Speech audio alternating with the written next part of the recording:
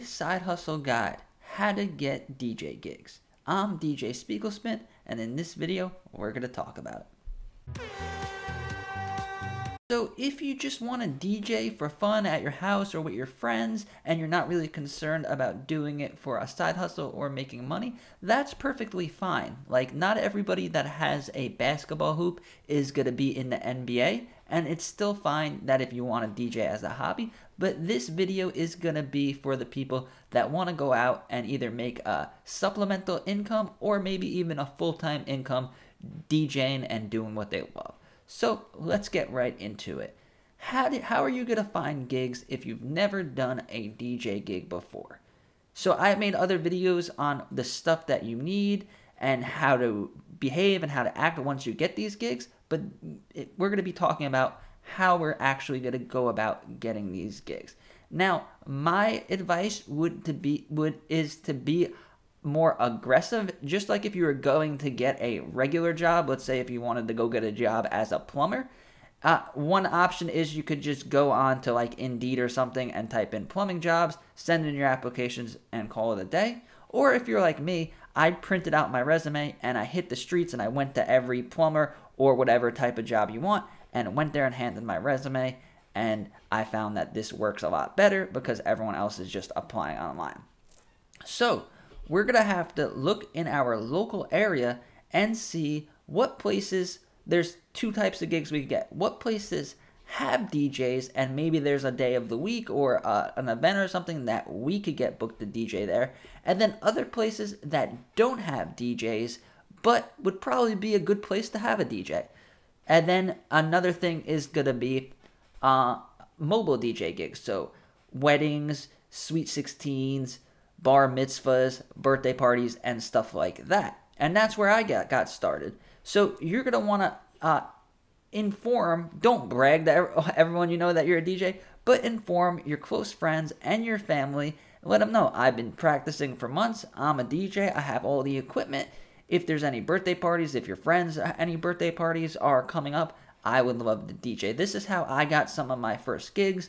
My mom's boss, her daughter was having a small 16th birthday. I brought all my stuff, I DJ'd, and then at the end of the night, I got paid. So that is a great way to get started. And although it may be a small party and it may just be people you know, it still builds your confidence getting paid to DJ, and it also will increase your skills of reading a crowd and being able to DJ in front of people, because it is a lot different than just DJing by yourself in your bedroom.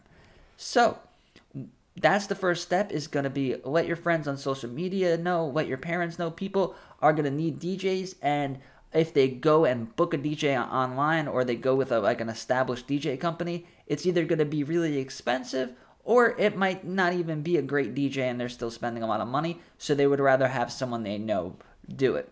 So that is one option. The next option is going to be these bar gigs. So what I would suggest to do is to go to places, go out Friday, Saturday night, see which places have DJs and see where you would fit in, and see if it's the type of music, the type of crowd that would fit in with you, and then go during the week. Let's say if a bar has a big DJ night on the weekends, or it's really crowded, everyone's dancing, don't go ask the manager at Friday night at 9 o'clock at night when everything's going crazy. Go there during the week between maybe lunch and dinner. Go there at like 2-3 o'clock and go there, ask to speak to a manager. You could bring maybe a CD, a thumb drive of the type of stuff that you play. Me, I just bring my iPad because I DJ with my iPad. I'll bring my iPad, and if they ask what kind of music, what do I do? I'll bring up a playlist on my DJ Pro AI app, and maybe I'll give them a quick mix, and this will let them know right there that you are right for the job or you're not right for the job. Now, these gigs could pay anywhere from $100 to a couple of $100s. It's not going to be the most high-paying gig. It's not going to pay as much as a wedding, but also there's a lot less responsibility and a lot less risk involved. I don't suggest doing weddings until you have a little bit more experience under your belt. If you want to go into DJing weddings, just remember that a wedding is two people's most important day of their life. So if you're DJing at a bar on a Friday night and you mess up your DJing, and you play the wrong song or the wrong type of music, like, yeah, people are going to be disappointed. You might get some heckles, or people might get mad at you, or the manager or owner of the bar might kick you off the DJ booth and put on the jukebox. But at a wedding, you could ruin someone's most important night of the week. So if you want to go that route, I suggest looking up in your local community. Go on Google, go on Facebook, or wherever, and search wedding DJs in my area. Find one with good reviews. Find one that people like. Find one that's been established.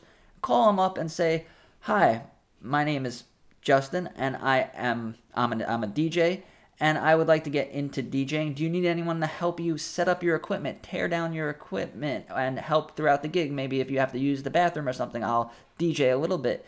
And this is a great way to get your foot in the door. And these DJs setting up all these equipment for these big events, weddings and stuff, it's a lot of work. And these mobile DJs and wedding DJs would appreciate having a helper or a stage person come and help them carry stuff, set stuff up, and you'll be getting paid a little bit to learn how to do what you want to do in the future. So there's nothing better than getting paid to learn. So that is a route that I took. I went on the phone book, I called every single DJ, and then a couple Saturdays and Sundays a week, I went, helped them out, and they paid me like $10, $15, $20 an hour, whatever it is. It's not the money that matters, it's the experience. And then once you worked with these companies and you worked as a helper and you see how everything goes, then you could get into doing your own weddings. And some wedding DJs can make more money in a single weekend than a club DJ will make in a full year. So keep that in mind. Yeah, it's going to be different music. If you're like an underground EDM hip-hop DJ, then you might not feel that comfortable and you might not enjoy playing the music that you're going to have to play at a wedding. But you're still DJing, and it's a great way to make a full-time living as a DJ. Now, another thing you could do if you're not having any luck getting any of these DJ gigs is you could simply throw your own party.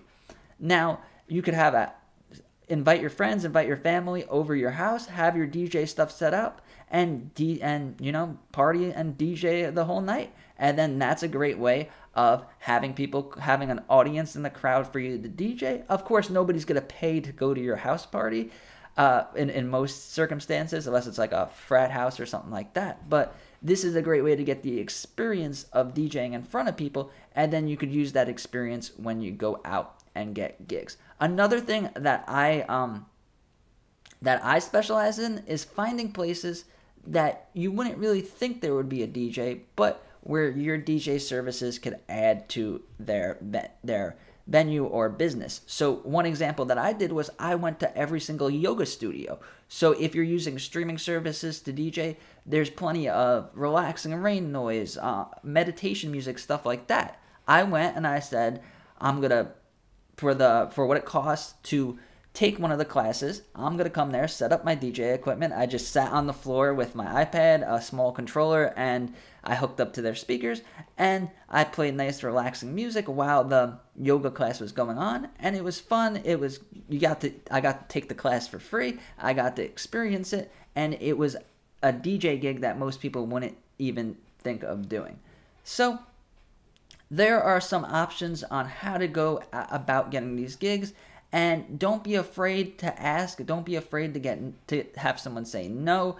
Don't get discouraged. Just keep on trying, and eventually you'll get a couple of gigs, and then it'll build up to several gigs a month, or maybe even several gigs a week, depending on how far you want to take this career or hobby. So thanks for watching. If you found any value in this video, give it a like. And if you want to learn more about DJing, the future of DJing, other ways to think of DJing, and DJing with the iPad, then subscribe to my channel. Also, if you have any questions or comments, let me know down below, and I try to get back to them as soon as possible. Thank you.